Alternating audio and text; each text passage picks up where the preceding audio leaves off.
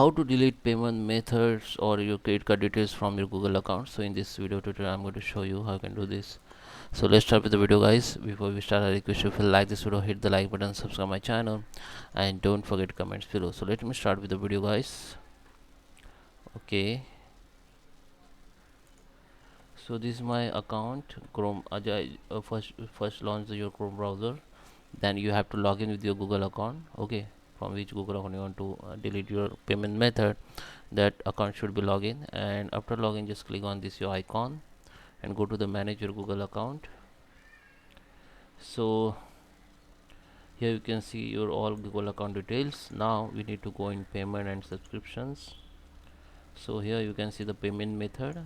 Okay, so now what you need to do, just go to the manage payment method, and here you will find your payment method. If you have payment method here, you will have the option called delete. You can delete from here. I don't have payment method, so I can't show you, but you can easily delete from here. There is a available option. Okay, so I hope you like this video. Please subscribe. Thank you for watching.